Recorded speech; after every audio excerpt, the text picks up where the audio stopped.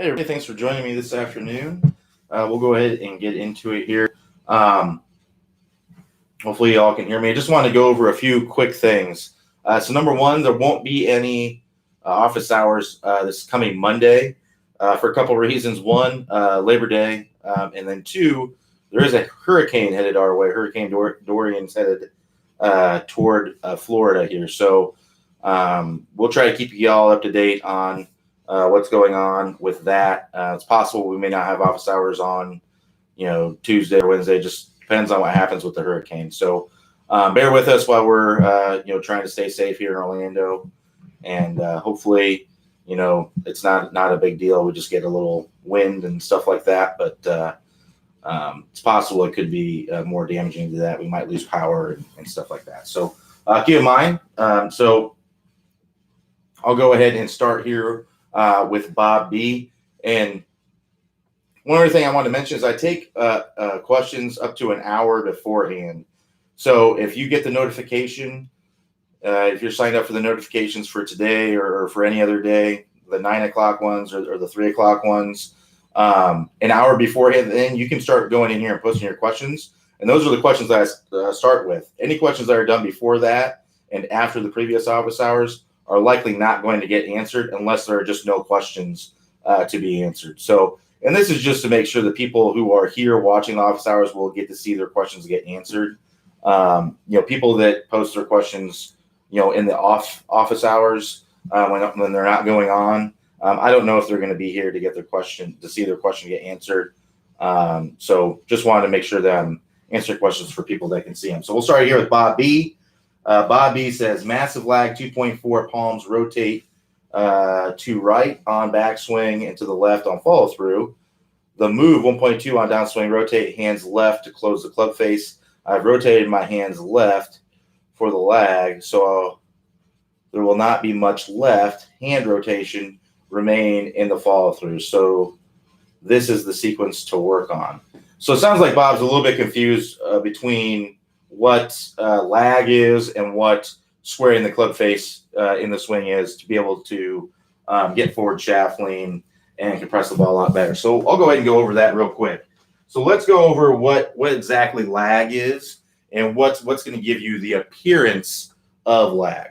So lag is constructed of a couple things. One, as you can imagine, so if I have the shaft straight up and down here, it's me being able to do this thumbs up move as much as I can. So thumbs up, that's going to be one part of the lag, and that's basically about 20 degrees of it. Most people, somewhere in that 10 to 20 degree range is how much you're going to get. So if I have my arm straight out like this, I'm trying to get this thumb up as much as I possibly can.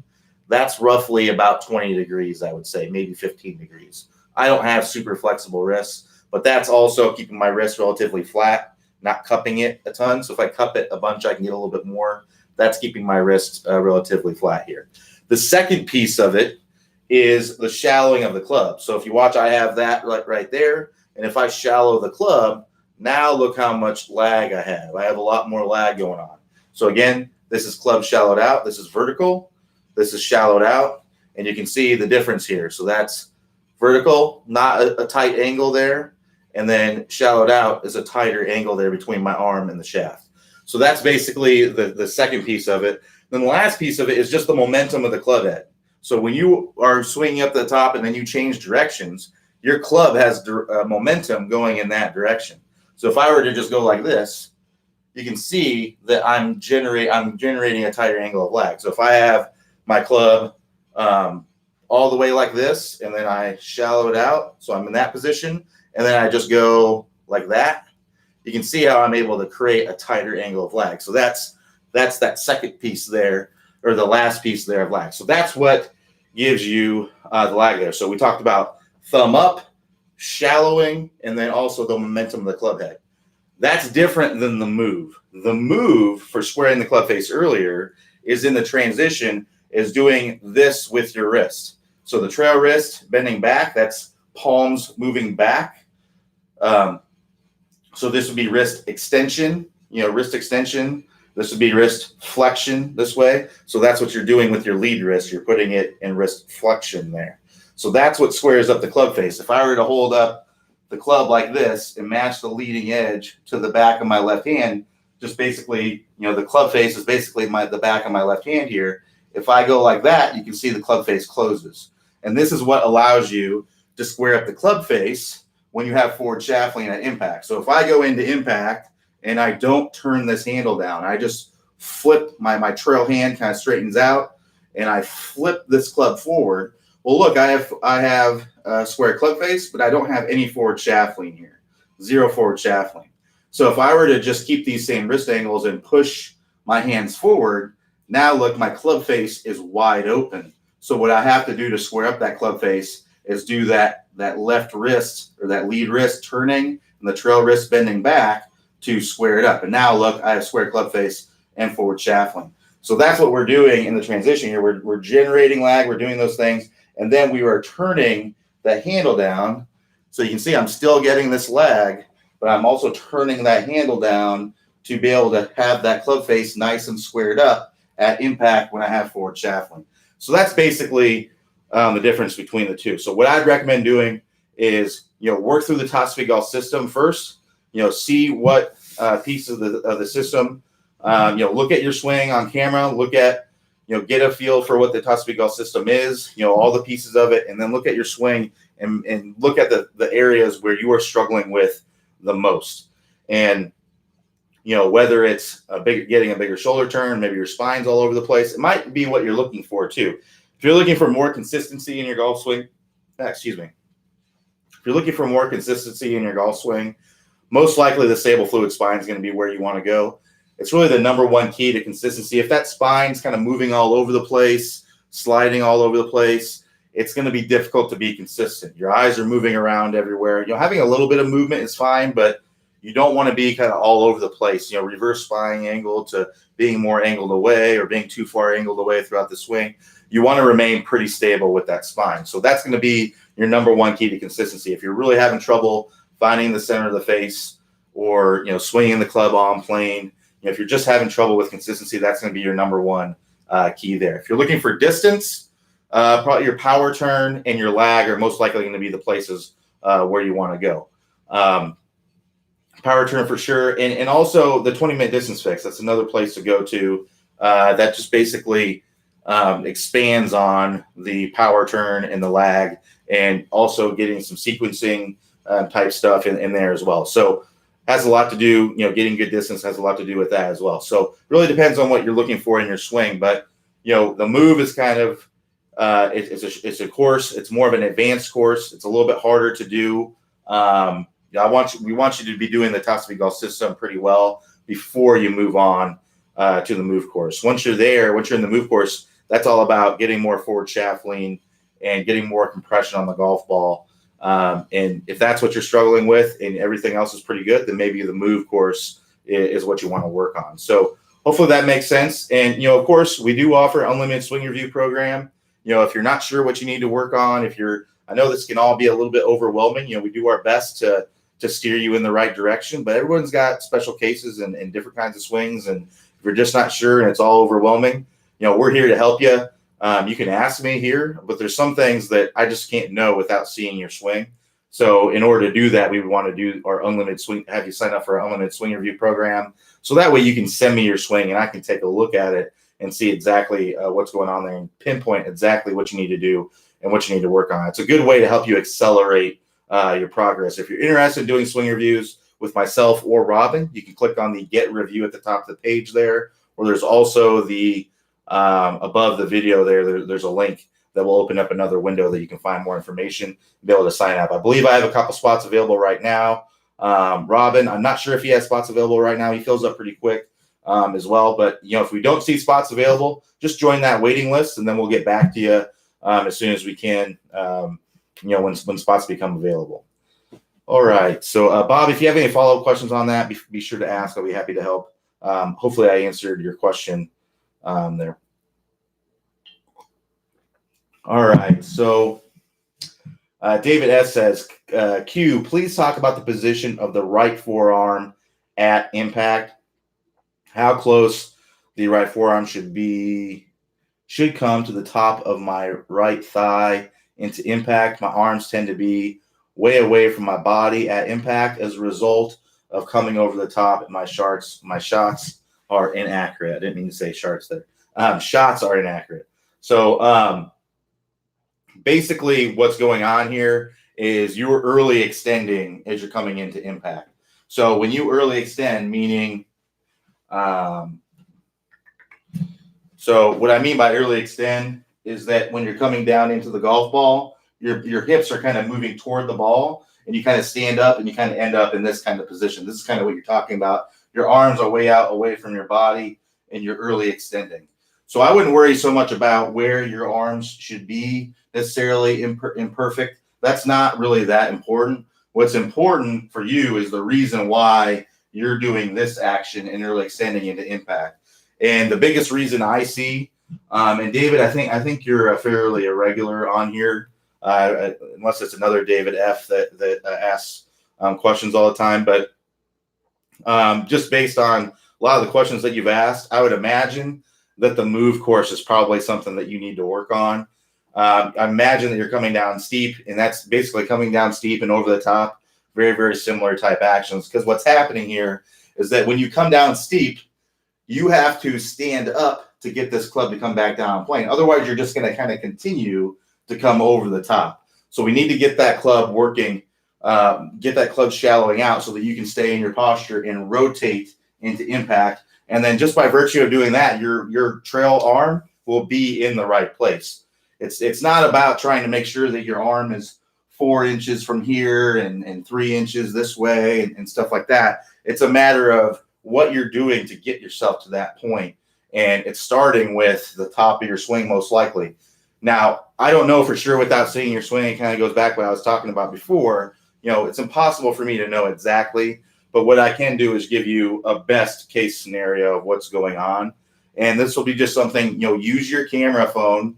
If you have one or a video camcorder or something, video your swing. People ask me all the time, what's the best training aid? Or is this training aid any good?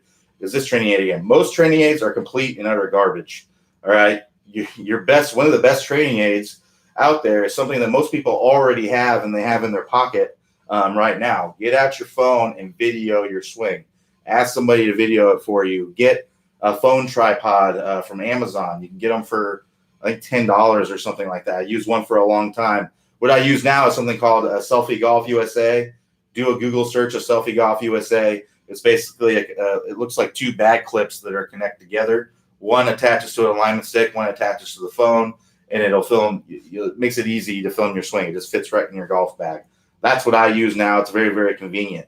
So get yourself something. If you don't want to ask somebody to film your swing, get somebody to do it for you. It doesn't mean take anything, and then tell them you'll help them film their swing too. So film your swing from down the line and look and see if you are coming down steep in the downswing. So what that means is if I'm coming down, I pause the swing right here when my lead arm is parallel to the ground. So that's going to be about right here. When I pause it here, where is this butt end of the club pointing? Is it pointing inside the golf ball, outside the golf ball, at the golf ball? In general, what we'd like to see is we'd like to see that butt end of the club pointing at the golf ball, or even a little bit outside of the golf ball would be best, a little bit outside the golf ball. If you're anywhere inside of the golf ball, you are coming down steep, and you need to work on shallowing out the club. And the way to do that is to work through the move course. The tennis racket drill in the move course is a really, really good one to help you work on that. We also have tons of videos in the vault about shallowing the club. We have a great search engine on the website where you can search for specific videos on specific things.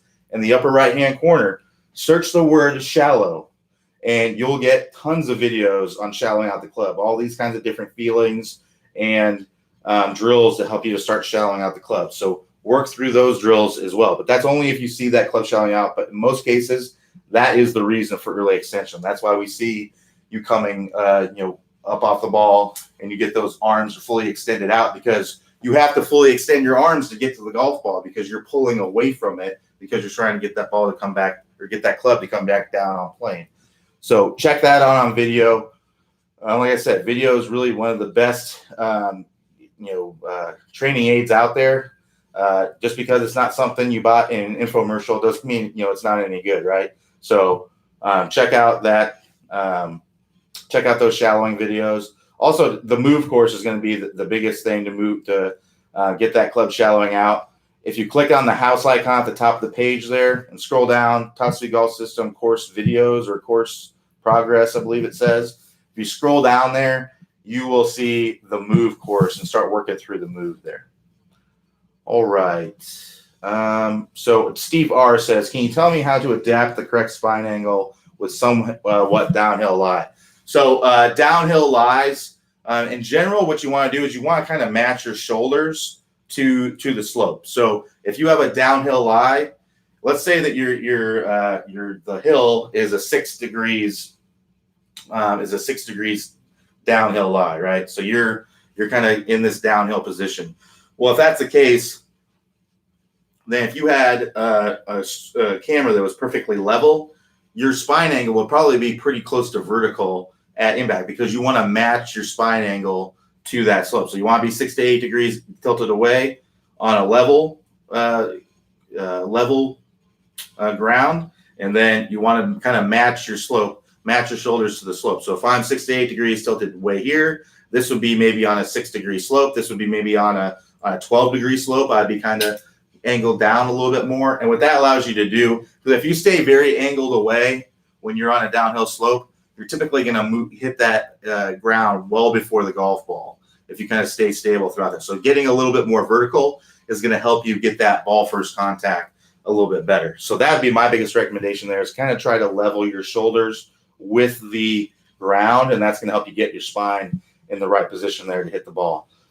We actually have tons of videos on these kind of special shots. So uphill lie, downhill lie, ball above your feet, ball below your feet, ball into the wind, all these kinds of shots. We have a vault course, right? Not a course, but a vault section on this. And the way to get to the vault sections is just to go to the instruction tab, hover your cursor over that, and then a menu will expand. And then you just go to vault categories. And then once you're in vault categories, you can go to swing special shots. And in there, you'll find all those videos on specific kinds of situations where you'll be getting special types of shots. So it's really kind of an interesting section to check out. And again, if you're just searching for a video on a specific thing, if you're looking for a video on downhill lie and how to do that, we've covered a lot of stuff in the vault videos. Most likely, we've covered about anything that you can think of. And the search engine on the website works really, really well. If you were just to search the word downhill, you would probably find at least a couple videos on downhill lies. To my knowledge, I think we just have the one, but there might be some other ones on there. I mean, there's 500 plus videos on the website. I don't have them all memorized, but I know that we have that one in the special shots section. All right.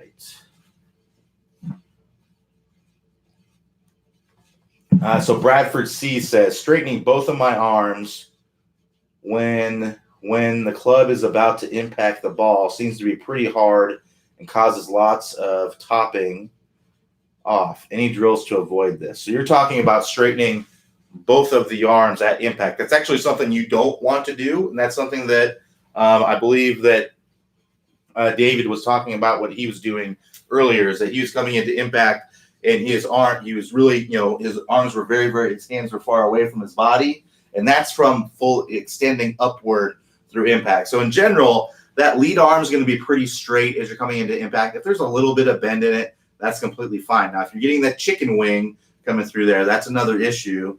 I'm not going to open that can of worms, but basically, lead arm is going to be mostly straight at impact. A little bit of bend is fine. That trail arm, though, you don't want that to be straight, because if it is straight, you're most likely flipping this club and powering it through impact, which you don't want to do. There's actually a great video on the website right now, a recent one, I believe it was released this week, where Clay talks about 3 must-dos with the irons. Check out that video. Clay talks about covering the ball. Basically, he talks about, in other terms, the move. That video is a great supplement to the move. It's about the hand movements as you're coming through impact. And it's really going to help with the move as well if you're struggling with it. But basically, with that lead arm, you want that lead arm to be slightly bent as you're coming into impact. So it's going to be kind of in toward your side and bent a little bit as you're coming into impact. And that's going to allow you to stay in your posture. But that starts with the move. You most likely need to go to the move course and work on getting this club to shallow out so that you can stay in your posture. Because if it's steep, you're going to stand up, and when you stand up, you have to fully extend to the golf ball. So those are usually what I see. Again, it's possible you could be doing something different. Odds are you're doing what I said, and you need to work on the move course. But it's possible you could be doing something different. So check out those videos. Check your swing on camera. You got to look at your swing on camera, folks. Look and see what's going on there. So that way you can, a lot of times feel isn't real. I think a lot of people, I have people that sign up for my swing reviews all the time, and you can tell that it's the first time that they've really filmed their swing, or it's the first time they've done it in a long time, because they'll send me their swing and they'll say, oh, it wasn't what I thought it was, and all these kinds of things like that. Well, what that tells me is that they haven't been filming their swing at all or knowing what's going on. Our feel isn't always real, folks. The same thing goes with me or Clay or anything like that. You may feel like you're doing something, but then you look on camera and you're like, whoa, I didn't know I was doing that. So you got to use that to your advantage. We have these awesome camera phones now. A lot of them, all the iPhones basically has a slow motion capture on them that you can see, almost you can see, 10 frames of the club coming down into impact. It used to be, you'd be lucky to get 3 frames, at 30 frames per second. So use that to your advantage and check and see what's going on there. So that way you can use the Top Speed Golf system to the best of your ability.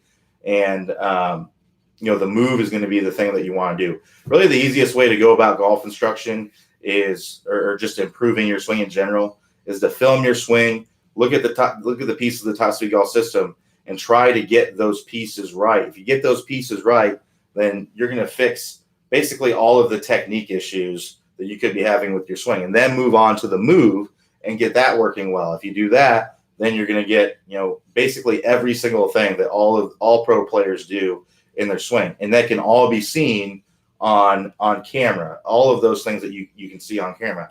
Now, there could be issues where you're doing all of the things in the Top Speed Golf system correctly, and you aren't where you want to be. So it might be distance is the issue. You may need to raise your club head speed. So it's just taking the swing that you have now, doing a couple things differently, and adding to your club head speed, using that neural adaptation to raise up your club head speed. If you're interested in upping your club head speed, go to that 20-minute distance fix course, the newest course that we've added on here, and work through that. It's a 3-week program. It's an awesome program. We're seeing huge results from people going through that program. Most people are gaining at least 10 miles per hour club head speed. That's 25 yards, folks. Who wouldn't like to hit the ball 25 yards further? So get on there and do that. If it is, distance isn't the issue. You have tour level club head speed, and your tour level across the board with the Top Speed Golf system, and you're doing the move. It might be ball striking is the issue. Maybe you just don't have a good awareness of impact, and that's going to be the ball striking masterclass and working through that course. That's a course that we open up every month or two. We're going to be opening up here in a few weeks. I believe mid-September is when we're going to be. So be on the lookout in your email for an opportunity to enroll in the ball striking masterclass. And the other thing is that you don't have to go and have everything great. You don't have to be perfect in the Top Speed Golf system. You don't have to be hitting the ball a mile to go into the ball striking masterclass. The ball striking masterclass is for everyone. It's the only people that it's not for is maybe tour players who are already practicing this way, and maybe a complete and total beginner that really just needs to focus on, hitting the golf ball and their grip and their setup and things like that. That's basically the only 2 people that it's not for. Everyone else that it's for. So even if you don't have lag, even if you aren't doing the move, even if you don't have a big shoulder turn, the ball striking masterclass is going to take what you're currently doing with your technique, and it's going to improve your athleticism, your coordination, and it's going to help you to learn some ball flight laws that's going to help you understand exactly why the ball does what it does. So that way you can make corrections in your swing to get the ball flight that you want. So just to kind of give you a rundown of all the things that we offer, but that's what makes it very, very easy to do. So use your camera, see what's going on. I know it's kind of a pain in the neck to film your swing, but if you're really looking to improve, that's what you got to do. So check it out and check out your swing on camera and see where you need to go. So Armand A says, need help with the big miss. On the downswing, I move my upper body forward, resulting in a shot dead right. I do with the driver and woods. So what may be happening is that Armand's sliding way forward, and then everything's kind of getting stuck behind him, and that's making his club path kind of move too much into out with the open club face. So if you're sliding forward, what I'd be working on is our compression line course, which is, if you're not familiar with what the compression line is, if we look at my swing here, or my body here, if I go lead ankle, hip, and shoulder, this is what we consider to be the compression line. We want this to be all in a straight line at impact with our body open, and we want that to be slightly angled away from the target. So if we're coming into impact, I want to be kind of basically right here in this position right here. So this is body's opened up roughly about 45 degrees. So this is ideal. My ankle, my hip, and my shoulder are all in a nice straight line. If I drew a line from my shoulder to my ankle, my hip would be right on that line. If it's a little bit out or a little bit in, that's completely fine as well, but it needs to be relatively close there. If you're sliding forward and you're really like this, it's going to be tough. You're going to end up swinging too much. You're going to get that club's working too much from the inside typically, and you're going to get that block out to the right that you're talking about. So get to where your hip is moving more back and out of the way instead of slid forward, and that's going to help you get this club working down on plane more easily. So go work through that compression line course, Armand. That's going to help you. There's a great drill in there where you actually take a alignment stick and you place it outside of your foot, and then you just take some swings where you are making sure that you're not hitting that alignment stick. So if I were to bump my hips, I would hit this alignment stick, and that'd be instant feedback for me telling me, hey, you're sliding your hips. So now I can start over. And my goal is to really rotate my body open and get to where my hip is actually feel like it's moving away from that stick as I'm coming through there instead of moving into it. So work on those drills in there. To get to the compression line course, click on that house icon. That's going to take you to the Tusby Golf System courses, the homepage there. If you scroll down, you'll be able to see all the Tusby Golf System courses, and you'll be able to see exactly what you need to work on there. The compression line courses is what I recommend for you. All right. So Edward O says, I keep coming up on the impact position and drive goes low and maybe 150 yards. So Edward, this kind of goes back to what I talked about earlier in the office hours is early extension. That kind of sounds like that's what's happening to you. Most of the time what causes early extension is that coming down steep in the downswing. So if you look from down the line, is that club steep? Is it kind of vertical? So it's going to be the move course is most likely what you want to work on. It's hard for me to know exactly what you need to work on without seeing your swing. If you want to sign up for swing reviews, there's links above the video here where you can sign up for that and check that out. But most likely that's what's going on. So film your swing from down the line, pause your swing when your lead arm is parallel to the ground, and draw a line from that butt end of the club and see if it is steep. If it's steep, then you're going to want to work on the move course to get that club shallowed out. There's also lots of videos to supplement the move course. If you just search the word shallow on the website, you'll be able to find a lot of those videos. So it's all going to be about shallowing out that club so that you don't come up out of your posture in the downswing. It could also be that you're used to squaring up the club face by really powering through with that lead hand. So with the trail hand. So really powering that through. And in order to make room for the club to swing through, because you're fully extending everything, you have to stand up out of it. And that could be the other reason. That's another big reason why people early extend. Some people do shallow the club out and still early extend, and it's because of the way that they're used to squaring up the club face, or it's because something feels more powerful to them to fully extend the arms and pull up on the ball, that is a good way. It is a way to get speed. It is absolutely a way to get speed. But the reason why it doesn't work is that it's just not the efficient way to get speed, because the efficient way to get speed is to not add loft to the club face.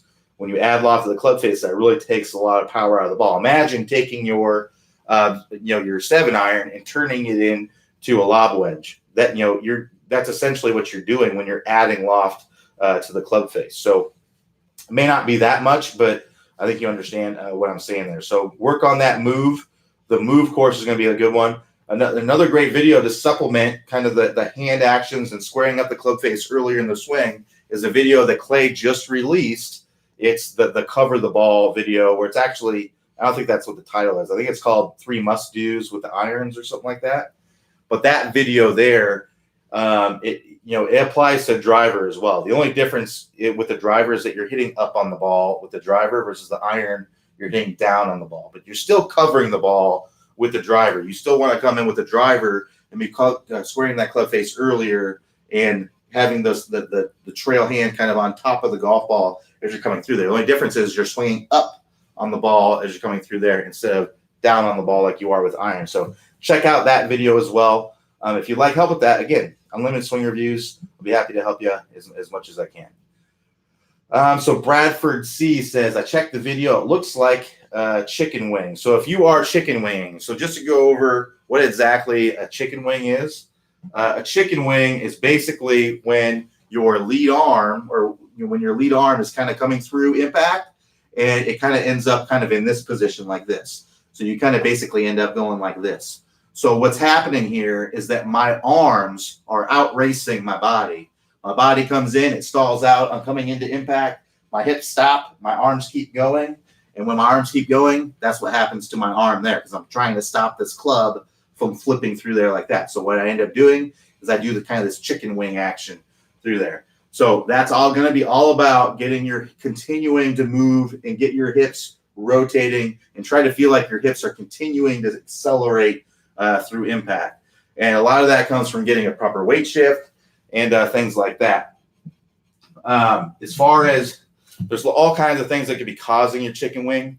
The 2 biggest things are not using the lower body at all. So not getting a proper weight shift, not using the legs to rotate the body open. So a good drill for that is the step drill. The step drills in a lot of videos on the website. The one that I really like, and I think it will help a lot of people, they'll all really help, but I think the one that I really like, and Clay talks about how to start the downswing in this video. It's called exactly that. It's how to start the downswing. So if you just search a keyword, which is downswing, search that word downswing, and the third video down, the last time I looked, it was the third video down. It's got some yellow lettering in the thumbnail. The video is just called How to Start the Downswing. And in that video, Clay goes over that step drill that's going to help you, one, get the weight shift happening in the right sequence and at the right time, and just to get it happening at all. And that's also going to help you get the right timing of everything so that you can use your legs a lot more. So that's number one. So look at your swing. Make sure, if you're casting the club, your arms are starting down before you can clearly see any kind of pressure going into your lead foot. That's just a recipe for a chicken wing right there. You're just going to throw your arms at the golf ball because your weight shift is happening way too late. The arms are already down there and swinging in front of your body. So that video is going to be really good. And then the other thing is that another reason why a lot of people use upper body too much in the swing and they get the arms racing out in front of the body is from coming down steep. Because when they come down steep, you've got to stand up typically to get that club to come back down on plane. And when you stand up, your hips don't rotate. Your hips just kind of do this thrusting forward action toward the golf ball. So when that happens, the arms just kind of race in front, and then you can get that chicken wing action as you're going through there. So the move course is going to be another one. Again, you want to look at your swing on camera and see what's going on there. It looks like you're checking the video. Check for that as well. See if that weight shift is happening. See if you're getting that club to be shallowed out. The way you check that, not sure if you got a down the line video or not, but you want to check from down the line. See if this club is pointing outside of the golf ball. And first of all, you want to make sure that your camera angle is good. Make sure you're not down your target line. Make sure you're down kind of your toe line where your hands are at address. That's the angle that you want to be at. There's another video on the website that teaches you how to set up the camera so you can have the proper camera angle. So if you just if you just search the word video on the website, I believe the video is called How to Video Your Swing or How to Film Your Swing or something like that. Search for that, and it teaches you how to set up the camera and everything too. Like I said, we got a video for almost everything on the website. We have a video for how to video your swing. So check that out if you're not quite sure how to set up the camera as well. All right. So Daniel F says, "Hey Q, in Clay's latest video, he talks about swinging with the body and using the arms just to add a little bit of speed. And another video, and another internet golf instructor is all about taking the arms out of the swing. What is your thinking about the role of the arms in the golf swing?" Well, basically, it all starts from the ground up. You have to swing your arms. I mean, that's all there is to it. It's silly to say you're not using your arms at all. But 85% of your speed comes from your arms. So if you think about it, if I were to just keep my arms like this and all I did was rotate my hips, I'm not going to be able to swing real fast. But if I didn't rotate my hips at all and I just swung this club in front, I'd probably get a pretty decent amount of speed. You've probably seen the videos on the website where Clay sits on a chair, and that's to basically take the hips out of it so that he can't use the ground and rotate his hips. I mean, he's able to get 100 miles per hour club head speed just from sitting on a chair. So that's just kind of proving that a lot of this power is coming from your shoulders and the arms. So a lot of it absolutely comes from the shoulders and the arms. But the problem with that is that if you only use your shoulders and your arms to get speed, one, you're not going to get as much speed as you could if you use your body. And two, it's improper swing mechanics. It's going to make it very, very difficult for you to get the club in a very powerful position at impact. Sure, it may have a good amount of speed, but it's not going to be de-lofted. It's typically not going to be on plane. That club face is going to be going from open to closed very, very quickly in the swing. So we have to use the ground up, move from the ground up. So basically what's going to happen is when you start that downswing, your hips are going to start moving. And then your torso is going to start moving. Your rib cage is going to be separating from your hips. And then your shoulders are going to start going. And then that's going to get your arms going. And then your arms are going to go. And then that's going to get the hands going, and that's going to get the club going. It has to happen in that sequence to have a very efficient swing. Doesn't mean you can't swing all arms. It just means if you want an efficient swing with good mechanics and a swing that's going to allow you to get forward shaft lean and compression and speed and have all of the most efficient things in the swing, if you want that, then that's what you have to do. There's lots of people that play great golf with basically an all-arm swing. A lot of people do. Not tour players, but there's a lot of amateur players. There's probably lots of guys at your local club that are maybe scratch golfers or very low handicap golfers, single-digit handicap golfers that don't have very good swing mechanics, but because they're a pretty good athlete or because they have good hand-eye coordination, they know how to get the club on the golf ball. They're just, they know how to move a certain way to get the club on the golf ball. But I tell you what, if they're not going to be better than someone that's at the next level, golf's going to be a lot harder for them, basically is what it comes down to. Their swing is reliant a lot more on timing to make that happen. So what you got to do is you have to get that club shallowing out. You got to get that club face squaring earlier, which is what Clay talks about in that video. And in order to get forward shaft lead, because what's going on here? If I get this club face squaring earlier in the swing, so now from here, basically all I have to do to square up that face is I basically just have to rotate my body into impact. So if I angle this down a little bit, if I get this club face squaring earlier here, by turning that handle down, all I have to do into impact is basically rotate my body. So that's basically what it's a feeling that you're having. You're still kind of rotating your hands through impact. But for someone who basically doesn't rotate their hips and throws the club at it, their hands are going like that. Like they're going boom, like that. So if I do that in slow motion, their hands are coming in, they're really rolling over to square up the face, and then it's going like that. Whereas if I have this club face turned down, there's very little hand rotation that I have to do. And now look at impact. I have a square club face. It's kind of hard to see my club face, but I'm square. I have forward shaft lean here. Look at all the loft that I've taken off this club face versus someone who uses all arms. That's their club at impact. Square club face, but no forward shaft lean. And I'm adding loft to the club. I'm turning my, my 9-iron into a lob wedge, basically. I can turn this handle down, rotate into impact, get this club to release out in front, and I can have lots of compression at impact. This is how tour players, you've probably seen them, they hit an 8-iron 200 yards. Well, a big reason for that is because they're taking a lot of loft off that club face. Also speed plays a huge role in it. But if they had the same amount of speed and they flipped this club through there, that ball would go 160 yards, 165 yards tops. They have to de-loft that face to get that ball to go harder. It's getting more compression. It's like hitting the ball with a sledgehammer. It's the reason why your driver goes further than your 8-iron, right? There's a lot less loft there. If you had a driver that was the same length as your 8-iron, it would go a lot further than your 8-iron because you're compressing that ball a lot more. So that's what it comes down to. And the reason why Clay talks about, not using your arms so much and racing out in front of the body is because when you race the arms out in front of your body, at impact, you're like this. Well, if you have forward shaft lean, your hands are in the same relationship to your body as they are at this point in the swing, but it's going to feel like you're swinging along your right side because of what you're doing to that point. So give that video a watch. It's really a great video. It's a great supplement to the move course. If you're really struggling with the move course, that video there, it might flick on some light bulbs for you and help you understand a little bit more what's going on if you're really struggling to get through that course. I mean, I venture to say that video might it should maybe be a part of the move courses. I think it's a great supplement for it. So Daniel, if you have any further questions about that, feel free to ask. I'm not sure if I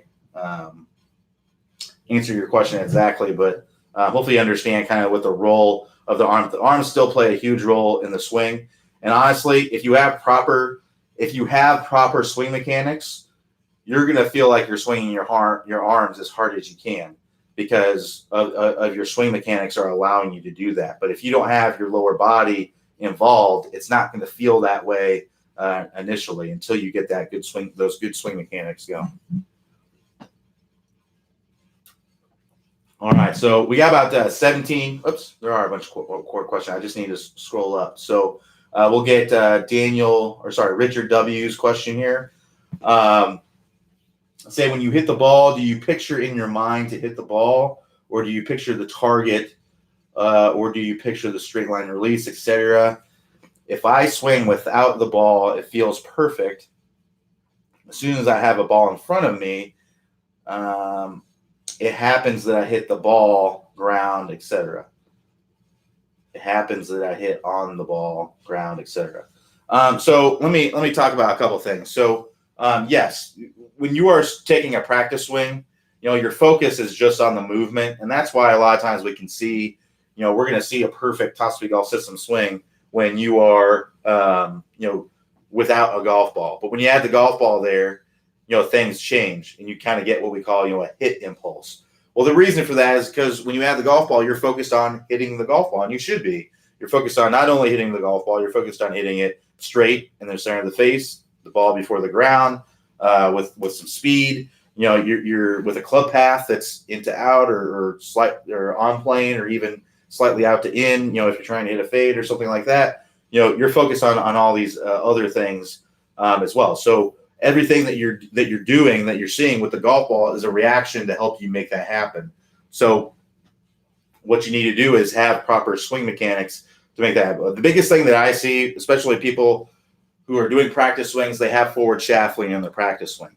But what they don't see, which is kind of hard, it's very difficult to see in a practice swing, especially if you don't have a very high quality camera, which, a lot of these phone cameras, they're good, but they're not so good that you can see exactly where the club face is pointing, is basically they're coming into the impact. They have forward shaft lean, but that club face is wide open. Well, they're not doing the second part of the move, which is doing that. That's the turning of the handle to square up the club face. So you got to come into impact, boom, like that. So there's my forward shaft lean, and there's my square club face. They're coming into impact like that. They're not turning that handle down.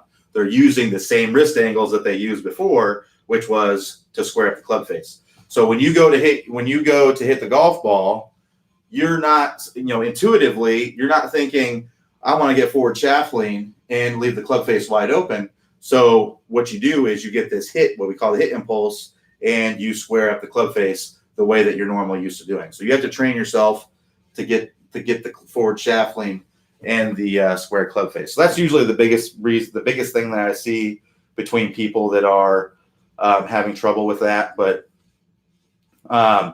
when I hit the golf ball, I'm focused on hitting one part of the golf ball. You know, when I get behind the golf ball, I play a movie in my mind of what I'm doing. So if it's if I'm thinking, basically a straight shot, normal trajectory, I'm playing that in my mind.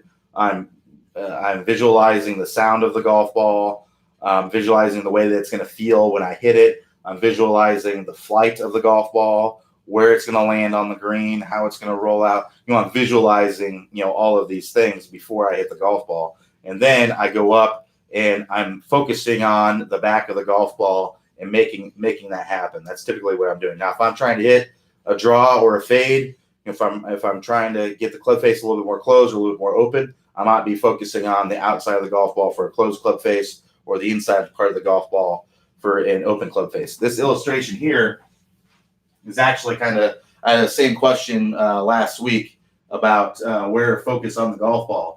So this would be, if we're looking at a bird's eye view of the golf ball, this would be the very back of the golf ball. My target would be right here, right? So this would be the very back of the golf ball. If I'm just trying to hit a straight shot, that's where I'm focusing. If I'm trying to hit kind of a fade and trying to kind of cut across the ball a little bit, I might be focusing on the inside part of the golf ball. If I'm trying to hit a draw, I'm trying to get that club face to kind of wrap around the club to get it to draw, I might be focusing on the outside part of the golf ball. So that's what I'm focused on.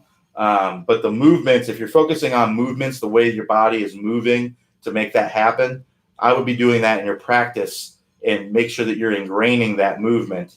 The swing mechanics that we talk about in the Toss Swing Golf system and the move, all of those you're doing in your practice, and you're focusing on impact when you're going out to the golf course. So focus on your movements and everything and ingraining those in your practice. So that way, when you go out to hit the golf ball, it's second nature. You're already doing it. And then all you have to think about is hit, your ball flight and your impact and getting that to be what it needs to be. And that's going to help you play the best golf for sure. So give that a try the next time you go out, Richard. Should help out quite a bit. So James M says, Q, nice to see you again. I'm having trouble with my V1 app. Can't get it to work. Can you give me info on how or where to go to get V1 to work? So I've been using V1 today. It has been working fine. So first thing I would recommend doing is just restart your phone or tablet, whatever you're using to get it to work. If you're still having trouble with it, we can't offer any support for it. It's not our app. So unfortunately, I won't be able to help you as far as support for the app goes, but where you can go is just to email support@v1sports.com. And that, again, that's support@v1sports.com. And that goes directly to their support site. They usually respond within a day. I have heard of people, and this is unfortunate, but on the app, they have the girl on there, it's got her picture or whatever. And I've tried using that, and nobody responds to that. I don't know why. Maybe it doesn't work or something. So don't use that. I've tried it a couple times and nobody responds. So what I recommend doing is actually just emailing them. I've always got a response whenever I've emailed them, usually within 24 business hours. So again, just email support@v1sports.com and tell them what's going on, and someone will be in contact with you, typically within a business day. So Lee J says, can you show turning the handle some more? So what turning the handle is if you think about, it's almost like a throttle on a motorcycle, right? That's what it is. It's all it is palm. If I'm going palm, turning down toward my elbow, that's what turning the handle is. So if I have the shaft is an axis basically, and I'm turning that club along that axis. That's what turning the handle is. So if I match up the back of my hand with the leading edge of this club, if I turn my hand like that, you can see that turns the handle and closes the face. So that's what we want to do in the downswing. And that way we can just rotate into impact, get that club to release out in front, forward shaft link compression, all that good stuff. You're covering the golf ball. So that's what turning the handle is. So hopefully that helps you. And the other thing, the trail hand has to work in unison with that. So that's going to be more knuckles moving back toward the hand. So if I have it like this, if I show you with my trail hands doing it's bending backwards. That's what's helping me turn that handle down as well. So you watch every single tour player out there. You're going to see at impact, they're coming into impact, and that trail hand is going to be kind of in this kind of position, in a bent back position. You're not going to see any tour players like this. And that's where you see a lot of amateurs. You see that trail hand is in that straight kind of position there. It's pushing that club through, and it's flipping through impact. So that video that Clay just posted this week, where he comes down, he's talking about covering the golf ball. He's talking about that palm of your hand kind of pointing down toward the golf ball. That's what we're talking about, and covering the golf ball is that feeling right there. So give that a try next time you go out, and I think you'll be amazed at how much more power and compression you get on the golf ball when you do that.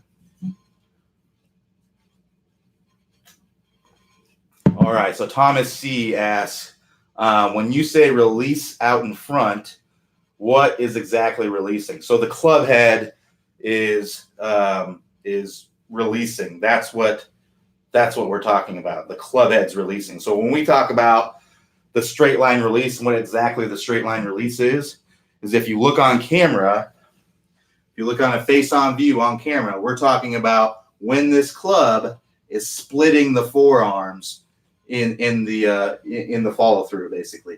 Most amateurs, that's happening just after the golf ball. A lot of times that's happening right here because we're releasing early. This would be an early release. This is that trail hand pushing that club through. That's the chicken wing. That's the flip. That's all these things, casting and flipping and all those things that most amateurs do. So all tour players are getting this club to release out in front, preferably about 45 degrees out in front, but anywhere between 30 and 55 degrees or so, that range there, that's all good right there. You're going to be getting some good compression on the ball if you're releasing it out there. If you're releasing it 10 degrees out in front, meaning if I draw a line on the shaft where the club, here, I'll choke up on it so you can see right here, if I come in and the club is splitting my forearms just right here, this is roughly 15, 20 degrees out in front.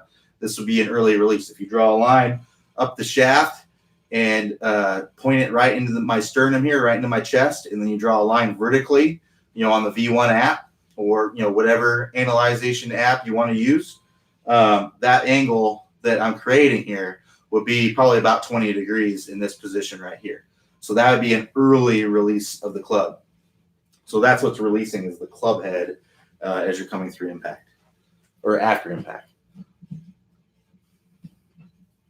So James M says, I don't know if you watched the video.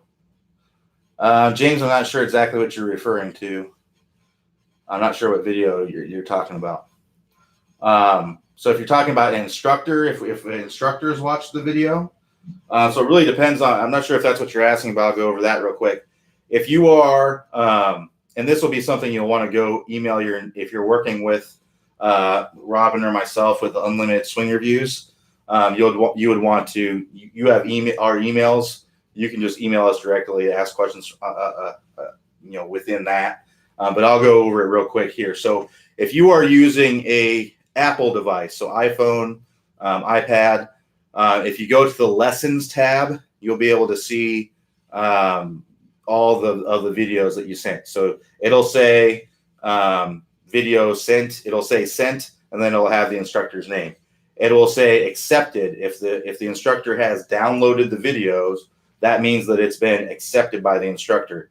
If the video, if the lesson's there, I can't remember exactly what it says, but I think it just says like view or something like that, and then you can view the lesson from the instructor that they've sent you. So that's what, I'm not sure if that's what you're using. If you're using an Android device, you go to the locker in the app, and then if you have an assigned folder there, that means that videos have been sent to an instructor. If you have a analyzed folder there, that means that those are videos that the instructor has sent back to you and has analyzed. But if you need further help with that, be sure to contact me. If you're doing unlimited swing reviews with the instructor, be sure to contact your instructor for further help with that. I'm not sure, James. I have a few James that I'm working with, so I'm not sure which one you might be. Maybe you're working with Robin. If you're working with Robin, be sure to email him regarding that. So Andrew M says, does leading with the trail elbow in the downswing usually shallow the club? Is it a way to feel first aspect of the move? It can be in a sense. So the way I like to feel with the lead elbow is that the elbow is kind of pointing out beyond the golf ball. Because watch, if I point this elbow, if I keep everything else equal and my elbow is pointing straight down to the ground right here, if I turn my elbow like that, that shallows the club, right? So that could be a good feeling to help you to get the shallowing of the club. Really what you want to do is focus on what the club is doing. That's really the most important thing. Focus on what the club is doing and whatever movements you have to do to get the club to do that thing you want it to do. So that could be the elbow doing this. That could be the trail elbow feeling like it's coming in. That could be a really good feeling that I think works for a lot of people is the feeling, if you're right-handed, of turning the doorknob to the right. So if you are at this point in the swing here, what you want to feel like is that you're turning the doorknob to the right.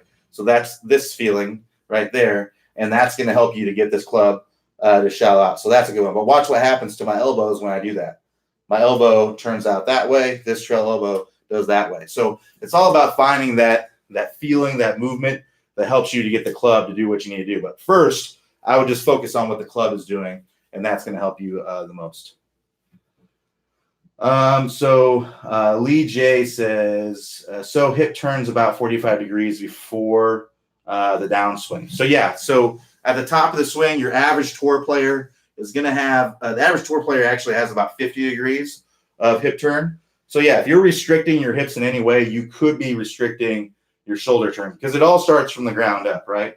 So just to go over kind of what your average tour player does, your average tour player has about 50 degrees of hip turn. And then your average tour player has about 50 degrees separation between the rib cage and their hips. So that's mostly in the thoracic spine is where you're going to be getting that. That's your upper spine area. So if I were to keep my hips completely still and just turn my upper body, that would be about 45 degrees is what your average, or 50 degrees would be your average. And then your total shoulder turn from a tour player is roughly about 120 degrees on average.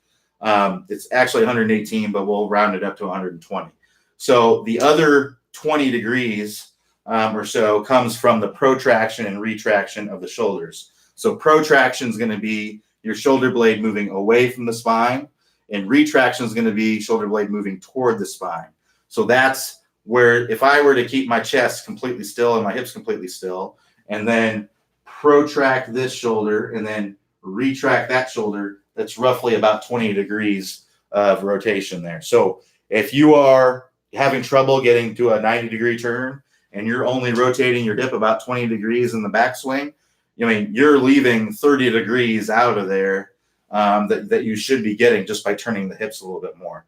So I'd be working through our power turn section. I'd be working through our 20-minute distance fix course. If you're having trouble, if it's an age thing where you're having, you're restricted in your ability to turn your hips, it could be that you just need to make some adjustments. There's our Play Your Best Golf After 50 course that helps you make some adjustments to help free up those hips. So I'll be checking out that section as well. We're approaching 4 o'clock here. I would go over those things with you, but I want you to go check out that course if you're having trouble with that. That way I can answer more questions, answer these last questions. And Dennis W., that's going to be the last question I take. So I'll answer James, Peter, and Dennis, and then we'll call it a day until tomorrow morning. So James M says, just to make sure there wasn't, so that was Lee. So James M says, sorry about that. The video Clay and Robin, when they put the club shaft on their shoulder and move the shaft back and forth to the left and on the right shoulder and then swing the club. So there's lots of videos. You're probably describing a lot of videos. And again, I don't have every video memorized on the course or on the website. If you're having trouble viewing a video, it either means that you have trouble with the player itself. Usually that's just make sure that your operating system is up to date and all those things. Restart your computer, whatever it might be.